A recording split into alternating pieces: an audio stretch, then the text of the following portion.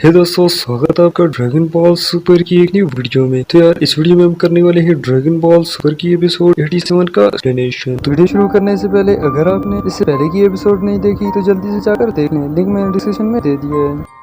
तो बिना time waste करे वीडियो को शुरू करते हैं। लास्ट एपिसोड में हमने देखा था कि एक बड़ी शिप आकर सभी एनिमल्स को लाइट बीम के थ्रू उठाकर ले जाती है। तो गोकू तुरंत ही एंड्रॉइड 17 को लेकर शिप में टेलीपोर्ट हो जाता है। अब आगे एपिसोड शुरू होती है शिप से ही, जहाँ पर गोकू एंड्रॉइड 17 को लेकर टेलीपोर्ट हो गया था, लेकिन तभी वहाँ पर कुछ सोल्जर्स आ जाते हैं उनकी जांच के लिए, जिसे देखते हुए 17 गोकू से कहता है कि वो इन सोल्जर्स को संभाले। वो खुद उनके बॉस के पास जा रहा है, लेकिन गोकू एग्री नहीं करता और कहता है ये सही नहीं है 17, मैं इनके बॉस से लड़ना चाहता हूँ, चलो रॉक पेपर सीजर से तय कर लेते हैं। जबकि 17 हैरान होते हुए कहता है मैंने सुना था तुम ग्रैंडपा बन चुकी हो, पर तुम तो अब भी एक छोटे से बच्चे ही हो। एंड उड़कर बॉस की तरफ चला जाता है, जबकि गोकू सोचता रहता है कि आखिर वो कौन से एंगल से छोटा बच्चा दिख रहा है, और सोल्जर के साथ फाइट के लिए रेडी हो जाता है। जबकि इस तरफ कॉकपिट में इनका बॉस मेटोरस को देखते हुए काफी ज्यादा एक्साइटेड होता है, क्योंकि वो पिछले 20 सालों से इसकी खोज कर रहा था। पर तभी 17 उसके इस हैप्पी मोमेंट को डिस्टर्ब करने आ जाता है और सभी एनिमल्स को अर्थ वापस करने का बोलता है, इवन के जो उसने दूसरे प्लेनेट से ट्रैक किए थे। जबकि वो 17 को बिना किसी वेपन के इतना कॉन्फिडेंट देख के हंसने लगता है और वहाँ दो सोल्जर समॉन करते हुए 17 को किल करने का बोलता है। जबकि ये दोनों सोल्जर कैप्टन गिनियो जितने स्ट्रॉन्ग होते हैं, इसलिए वो कम्प्लीटली श्योर होता है कि वो 17 के टुकड़े टुकड़े कर देंगे, लेकिन 17 उन्हें 2 स्ट्राइक से अनकॉन्शियस कर देता है। ये सब देखते हुए वो काफी ज्यादा डर जाता है और 17 को पहले तो 50 million, then 100 million and last 20 billion Jenny offer करता है उसे यहाँ से जाने के लिए, लेकिन 17 इन सभी ऑफर्स को डिक्लाइन करते हुए उसे जोरदार स्ट्राइक करता है और कहता है अगर मैं तुमसे ये सब कुछ लेकर एक पिंजरे में बंद करके रख दूं तो तुम्हें कैसा फील होगा। और ऐसी ही कुछ फीलिंग इन एनिमल्स की भी है। जबकि ये शिको बॉस अब सिचुएशन को हाथ से बाहर जाते देख पॉकेट से एक रिमोट निकालते हुए 17 को वार्न करता है कि अगर उसे इन एनिमल से इतना ही प्यार है तो वो उनके साथ धमाके में उड़ी क्यों नहीं जाता। और अब तक गोकू भी सोल्जर को खत्म करके यहाँ पर आ गया होता है। तो गोकू एंड 17 ये सब सुन के चौंक जाते हैं और एक्सप्लेन करने का बोलते हैं, जिस पर वो बता देता है कि उसने खुद के अंदर बॉम्ब कर रखा है और इस बटन को प्रेस करते ही उस समय पूरा शिप भी डिस्ट्रॉय हो जाएगा। और तुरंत ही बटन प्रेस करके शिप को डिस्ट्रॉय भी कर देता है, लेकिन बाद में हम देखते हैं कि शिप का डिस्ट्रॉय होना वीरस के सपने में हो रहा होता है, रियल लाइफ में अभी शिप डिस्ट्रॉय नहीं हुआ होता। तभी वीरस बता देता है कि वीरस टूर्नामेंट को लेकर गो पे कुछ ज्यादा ही निर्भर है, जिस कारण वो गो को खोने का सोच भी नहीं पा रहा है। एंड वीरस के इस तरह अचानक चिल्लाने से बुल्ला की नींद खराब हो जाती है, जिस कारण वेजिटा इन दोनों पे काफी ज्यादा अग्रेसिव होता रहता है और मन ही मन में कहता है कि उन्होंने तो उसके घर को एक होटल समझ रखा है, इन्हें जल्दी यहाँ से दफा हो जाना चाहिए। जबकि यहाँ शिप में हम देखते हैं कि शिप का बॉस गोकू एंड एंड्रॉइड 17 को लास्ट वार्निंग दे देता है उन्हें यहाँ से जाने के लिए, लेकिन 17 तब भी पीछे नहीं हटता और गोकू से उसकी फैमिली क्रेन और एंड्रॉइड 18 का ख्याल रखने का बोलते हुए खुद को सेक्रीफाई करने का डिसाइड करता है और एनिमल्स को सेव करने के लिए उसे अपने साथ ही शिप के बाहर ले जाता है। एंड इससे पहले कि वो दोनों ऑक्सीजन न मिलने के कारण मर जाते, गोकू तुरंत ही टेलीपोर्टेशन या यूं कहें कि इंस्टेंट ट्रांसमिशन का यूज करते हुए दोनों को किंकाई के प्लेनेट पर टेलीपोर्ट कर देता है और उस बंदे से कहता है कि वो यहाँ आराम से फट सकता है, यहाँ से कोई भी डिस्टर्ब नहीं करेगा। लेकिन तभी किंकाई के पूछने पर गोकू बता देता है कि ये भी सेल के जैसे ही खुद को डिस्ट्रॉय करना चाहता है, इसलिए वो इसे यहाँ पर ले आया है। जो सुनकर के किंकाई तो करीब गुस्से से पागल होने लगता है और कहता है कि ये उसके रहने की जगह है, ना कि कोई बम स्क्वाड, इसे तुरंत ही यहाँ से वापस ले जाओ। लेकिन गोकू नहीं मानता और किंकाई को इग्नोर करते हुए उसे कह देता है कि उसके पास और भी काफी सारे काम है और वैसे भी अगर देखा जाए तो वो तीनों पहले से ही मरे हुए हैं, इसलिए उन्हें एक बार और मरने से कोई भी प्रॉब्लम नहीं होनी चाहिए। जबकि यहाँ किंकाई भी वीरस के जैसे ही सोचता रहता है कि आखिर वो किस मनुष्य गढ़ी में इससे मिला था, काश कि वो कभी इस गोकू से मिला ही ना होता। एंड तभी गोकू एंड्रॉइड 17 को लेकर वापस जाने ही वाला होता है कि तभी ये बंदा खुद ही बता देता है कि वो तो सिर्फ उन्हें धमकाने की कोशिश कर रहा था और विनती करता है कि प्लीज उसे भी वो अपने साथ वापस ले जाएं, वो जो भी कहेंगे वो अब सब कुछ करेगा। एंड बटन प्रेस करके दिखा भी देता है कि ये कोई ब्लास्ट नहीं है बल्कि बर्थडे पार्टी के लिए गिफ्ट था। देन हम अगले सीन में देखते हैं कि शिप के सभी एनिमल्स आजाद हो जाते हैं और तभी जैको आकर गोकू एंड 17 को थैंक्स बोलते हुए उस बंदे को अरेस्ट करके ले जाता है और बताता है कि गैलेक्टिक पेट्रोल काफी सालों से इसका पीछा कर रही थी, पर ये हर बार बच के निकल जाता था। एंड उसके जाने के बाद 17 गोकू को थैंक्स बोलते हुए टूर्नामेंट में पार्ट लेने के लिए एग्री कर लेता है और बताता है कि जब मैं मुश्किल में था तब तुमने बेधड़क मेरी हेल्प की है, इसलिए मेरा भी हक बनता है कि मैं अपने दोस्तों के काम आऊं और तब तक गोटेन और ट्रंक्स एनिमल्स का ध्यान रख लेंगे। और वैसे भी अगर उन्हें कोई डॉज करते हुए एनिमल लेकर चला भी गया तो मैं उन्हें वापस ले आऊंगा, क्योंकि अब मैं अकेला नहीं हूँ। जो सुनकर के गोकू काफी ज्यादा खुश होता है और कहता है कि जब तक वो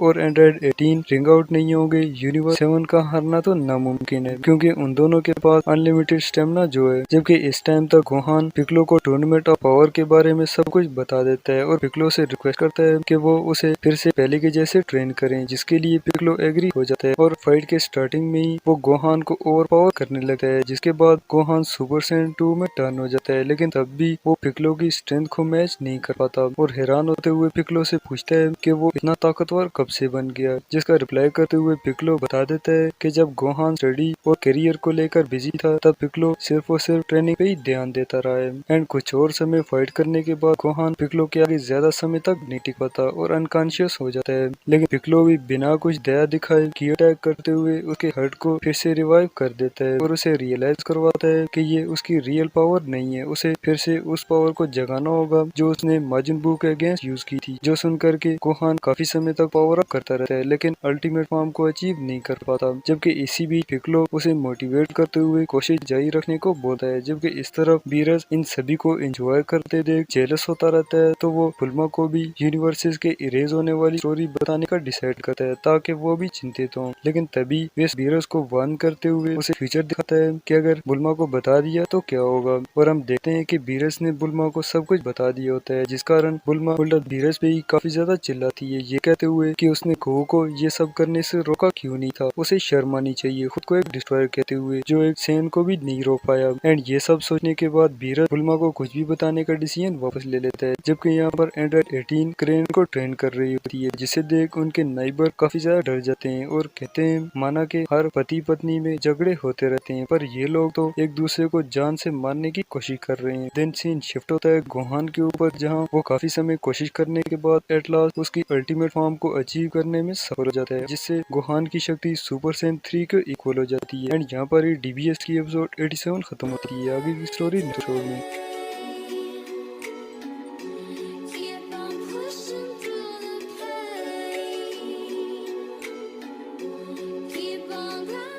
वीडियो पसंद आई हो तो लाइक शेयर और सब्सक्राइब करना मत भूलिएगा। इससे जब भी मैं नई वीडियो डालूंगा आपको नोटिफिकेशन मिल जाएगा। सब्सक्रिप्शन बिल्कुल फ्री है, इसके कोई भी चार्जेस नहीं है। मिलते हैं नेक्स्ट वीडियो में, तब तक के लिए टेक केयर, बाय।